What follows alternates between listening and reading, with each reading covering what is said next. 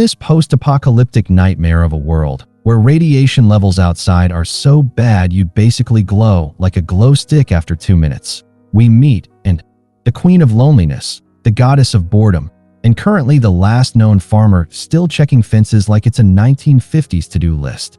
Her only roommate? A loyal dog who doubles as her emotional support system, hunting partner, and nighttime blanket.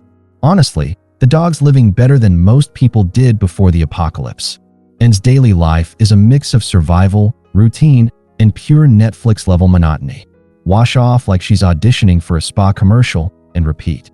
The valley where her farm sits is a weird miracle, apparently not contaminated, so she doesn't need to cosplay as an astronaut while at home. But whenever she ventures out to the nearby ruined town, she suits up like she's going to the moon.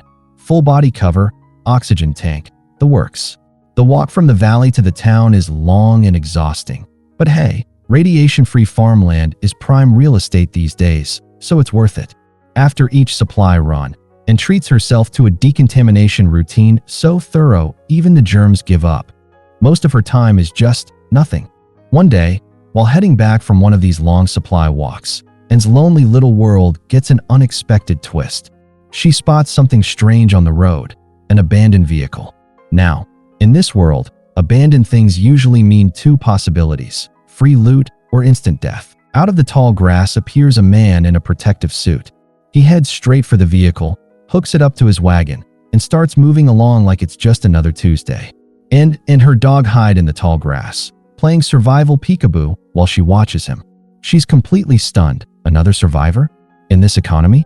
She decides to tail him quietly. The man eventually stops near a waterfall, pulls out a device, and scans the area. To N's absolute shock, his device confirms what she's always believed. The valley is actually radiation-free. He removes his helmet. He takes in a big breath of fresh air and screams in joy like someone who just found Wi-Fi after 3 years offline and can't believe what she's seeing.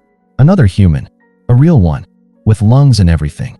She sneaks closer, only to find him stripping out of the suit and happily bathing under the waterfall like it's a 5-star hotel spa.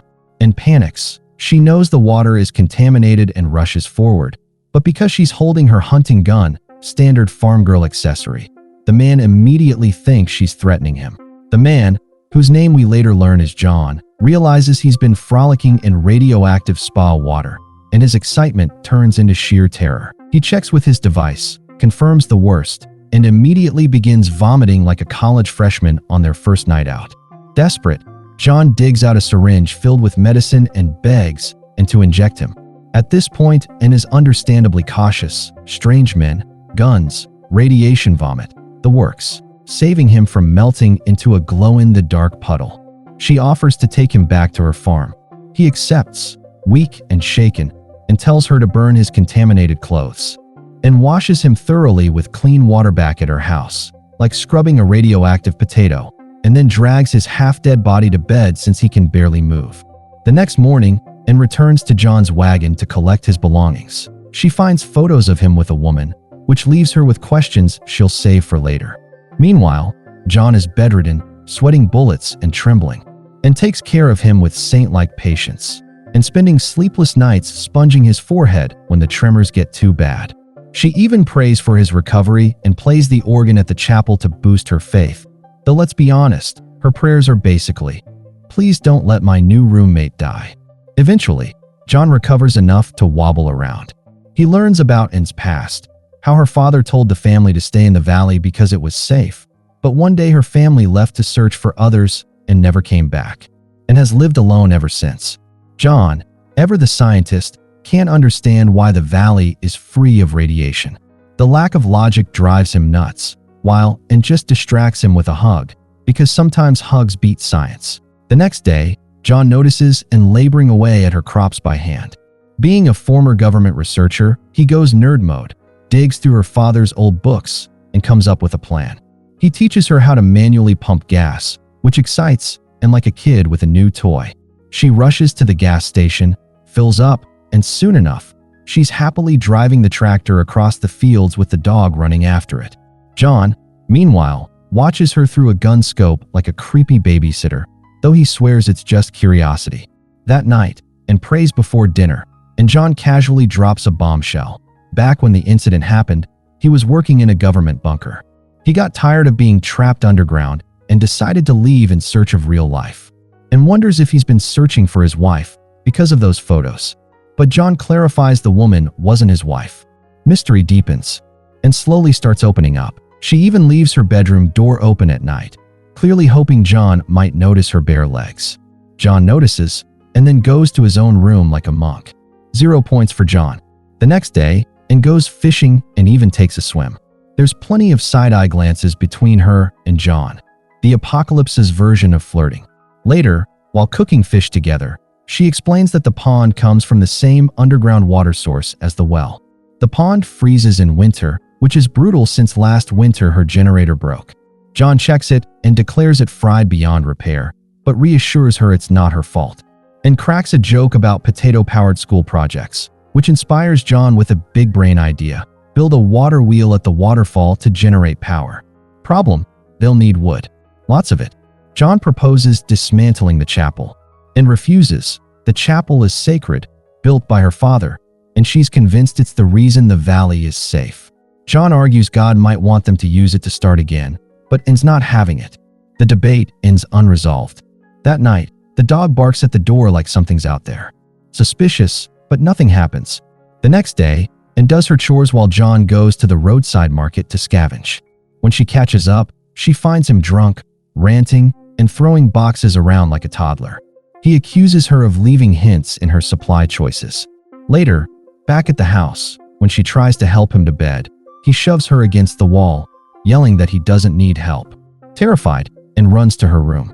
The next morning, John tries to apologize with eggs from the coop, but finds none, and, shaken, avoids him.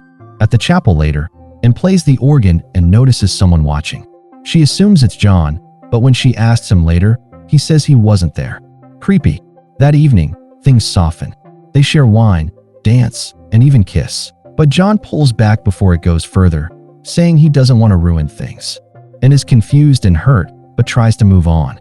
The next day, she surprises him by offering the chapel for the water wheel project, but John declines, not wanting to upset her again. Then comes the real shocker. While checking her traps, Anne's dog bolts up a hill and follows and finds a stranger, Caleb. He begs for water and promises he means no harm. She takes him back to the farm, where John nearly shoots him on sight. Using his device, John checks Caleb for radiation. Caleb admits he's weak and sick, confessing that he even stole eggs earlier because he was too scared to ask. Turns out, Caleb was a mine worker underground when the incident happened. Most of his co-workers died in horrific ways, leaving him alone, and insists he stay in the house instead of his tent, over John's objections. During lunch, Caleb prays with Anne, making John feel left out. Caleb shares his grim survival stories, while John reveals he once abandoned a sick teenage boy on the road to die, and suspects it may have been Anne's brother, and comforts him, though John notices she was much more sympathetic with Caleb. As days pass, Caleb settles in, and tensions grow, and bonds with him through faith, something John doesn't share. She finally has someone who understands her belief that the valley is protected. John grows jealous, especially when Caleb jokes about and during a hunting trip. John laughs it off, but inside he's boiling. Eventually, Anne agrees to dismantle the chapel so they can build the water wheel. The three of them work together, but sparks fly between Anne and Caleb. Glances, smiles, subtle flirting. John watches like the world's grumpiest third wheel. Still, the project progresses, and Caleb even risks contaminated water to help install the wheel. That night, they celebrate with wine and games, even swimming in the pond. But John feels more sidelined than ever as Anne and Caleb keep teaming up.